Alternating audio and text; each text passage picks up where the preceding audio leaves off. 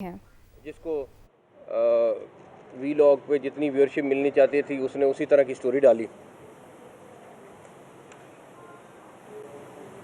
महमूद खान अचकज़ई साहब ने prime minister साहब को लेटर लिखा और उससे पहले ही हम लोग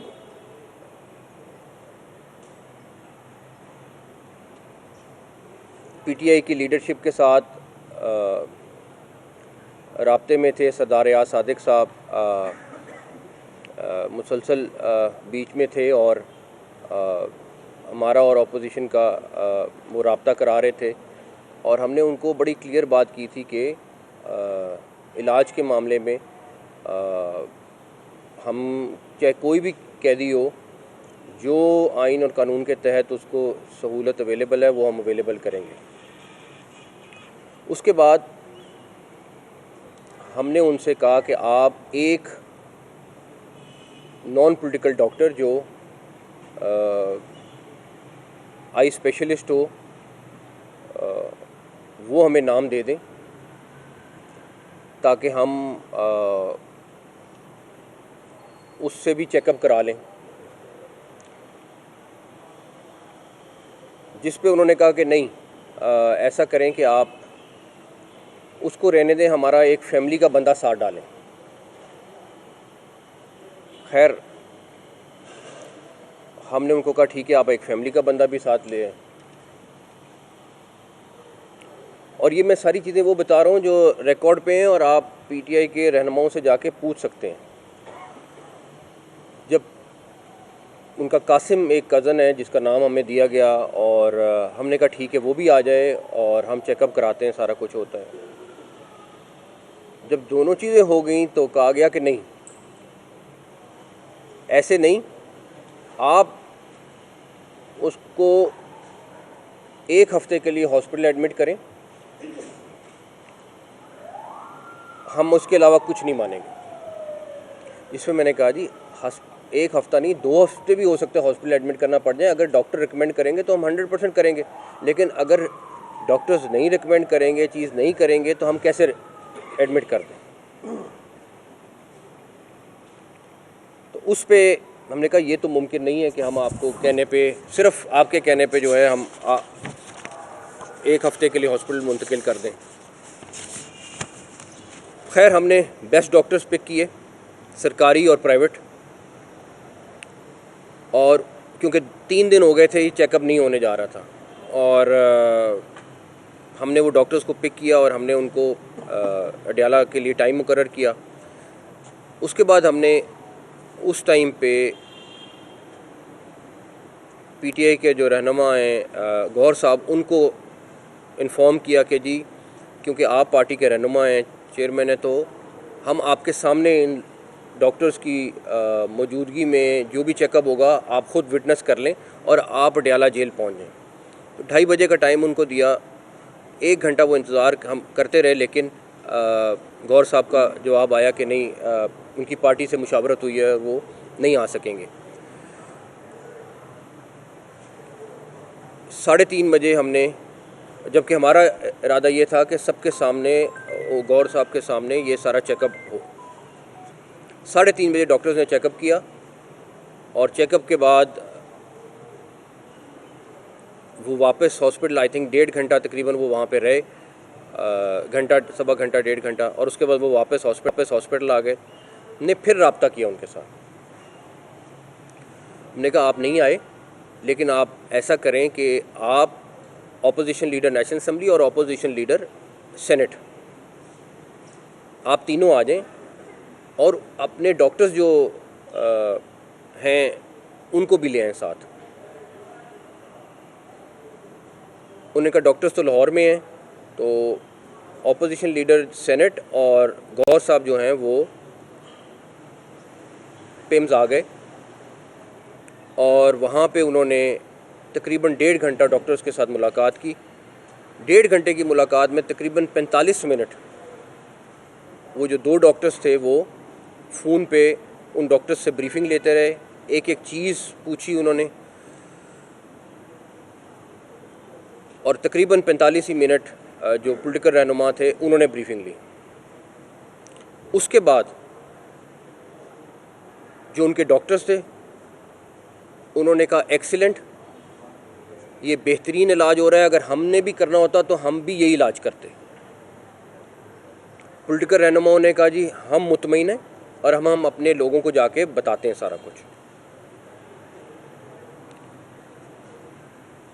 उस मौके पर मैंने उनसे फिर कहा कि आप अपने डॉक्टर्स के साथ पूछ लें, अगर कोई ऐसा टेस्ट रह गया जो हमने नहीं कराया तो हम वो भी कराएंगे।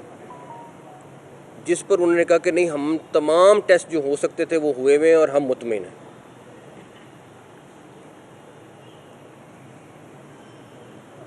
उसके बाद वो लोग वापस जाते हैं। मैं आपको सिर्फ इतनी सी बात बता सकता हूँ जो हमारे पास मौजूद है कि जो अलीमा खान साहिबा हैं उन्होंने अपनी पार्टी के लोगों को कहा कि अगर ये हम मान गए सारा कुछ तो ये इशू डाई डाउन हो जाएगा। इन्हीं की वजह से 3 दिन मेडिकल चेकअप नहीं हो सका। एक तरफ ये कहते हैं कि हमारी बहुत हमदर्दी है, हमारा बड़ा ताल्लुक़ है और सारा कुछ है, और दूसरी तरफ भरपूर किस्म की पॉलिटिक्स इसमें खेली जा गई है। अच्छा, अब अगर मेडिकल रिपोर्ट भी आ गई है, आपके डॉक्टर्स भी मुतमईन हैं, सब कुछ मौजूद है, और अभी भी कह रहे हैं कि कोई ऐसा टेस्ट आप बताएं जो आप कराना चाहते हैं वो भी कराएं, फिर ये सारा कुछ क्यों? फिर ये सारा रोड ब्लॉक्स, ब्रिजेस को ब्लॉक करना, लोगों को तंग करना, वो क्यों? अगर आपकी नीयत ठीक होती तो आप पहले दिन मान जाते। और इसमें मैं कहूँगा कि जो पॉलिटिकल लीडर्स हैं वो सारे तकरीबन ऑन बोर्ड होते थे, लेकिन अलीमा खान साहिबा जो है वो उसको वीटो करती थी, वो हर चीज़ को मना कर देते थे। जब उन लोगों के सामने सारी हकीकत आई वो भी मौजूद है, लेकिन प्रॉब्लम ये है कि ये इस चीज़ को कैश करना चाहते हैं।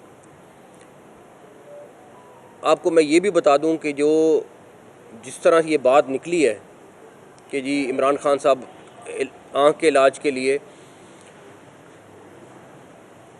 हॉस्पिटल लाए गए, ये एक आँख में इंजेक्शन लगना था और सबका यही मशवरा था कि ये हॉस्पिटल में लग जाता है, आराम से लगा जाए। लेकिन हमने ये एडवाइस किया कि कोई जर्म्स ना हो, कोई चीज़ ना हो, सारा कुछ हो, तो हमने वो एज ए प्रीकॉशन हॉस्पिटल जाके इंजेक्शन लगवाया, वरना वो एक मामूली सी चीज़ थी, जो एक इंजेक्शन लगना था वो लग जाता। ऑलरेडी उनका चेकअप वहाँ पे डॉक्टर्स कर रहे थे, सब कुछ मौजूद था। तो हमने तो ऑलरेडी, अगर नीयत में कहीं ख़राबी होती या कुछ होता, एक चीज़ मैं आपको बहुत क्लियर बता दूं कि चाहे कोई भी कैदी हो, अगर उसका इलाज की ज़रूरत है तो वो हमारा फ़र्ज़ है। लेकिन फिर ये ज़रूर कंसिडर करें कि हमारे पास कितने हज़ार कैदी हैं, क्या उनके साथ भी हम यही सलूक कर रहे हैं जो इधर हो रहा है? क्या उनको वही फैसिलिटीज़ मिली हुई हैं जो यहाँ पे मिली हुई हैं? मैं तो आज भी इस चीज़ के ऊपर बहुत इंसिस्ट करता हूँ कि लोगों को ले जाके जेल में दिखाना चाहिए, जर्नलिस्टों को, कि वहाँ पे जो फैसिलिटीज़ अवेलेबल हैं, जो चीज़ें अवेलेबल हैं, वो वहाँ जाके देखें, ताकि एक दफ़ा के लिए सारा का सारा किस्सा ख़त्म हो। वो जो खाना वहाँ पे बनता है, सारा कुछ होता है, वो सब कुछ रिकॉर्ड का हिस्सा है। लेकिन नहीं, अभी फ़िलहाल, अदरवाइज़ मैं तो चाहूँ तो बिल्कुल लेके जाऊँ और ये चीज़ लोगों को दिखाऊँ। खैर, अब आपके पास कल मेडिकल रिपोर्ट भी आ गई है और उसमें तमाम चीज़ें क्लियर हैं, आ गई है, सब कुछ आ गया।